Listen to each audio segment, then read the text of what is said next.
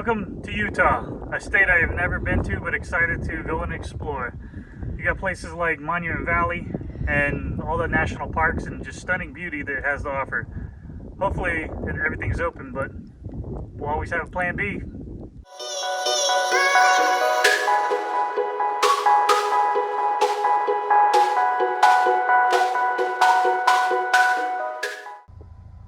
Sorry folks, we're closed.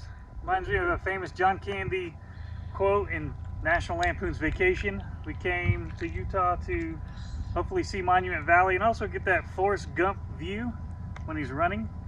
But sadly, we'll have to come another time when the COVID-19 is settled down and is under control.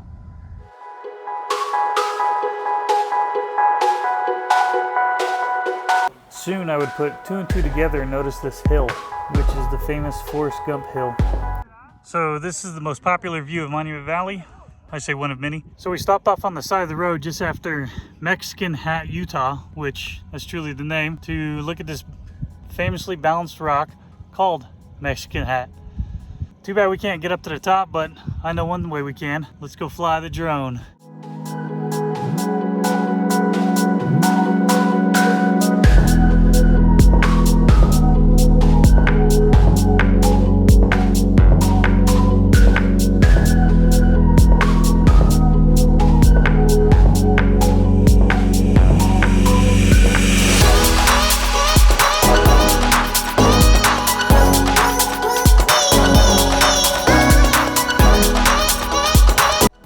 So the markings behind me, the petroglyphs, is on what's called newspaper rock.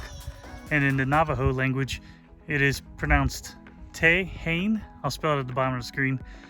And researchers believe they are unable to decipher what exactly all this means, whether it's a war cry or telling a story or whatnot. So we thought it was pretty neat to have a stop at and take a look. If anyone knows anything else about this, leave a comment below. Thinking we were on the right direction to Canyonlands National Park, we found out it dead ends and you had to get a 4x4. So we had to backtrack at least 20 to 30 miles back to the main road. After a long drive of sightseeing and nothing but getting out of the truck, look at great things, we finally arrived at our last destination before we go check in and eat our dinner. And they have something to tell you. Welcome to Canyonlands National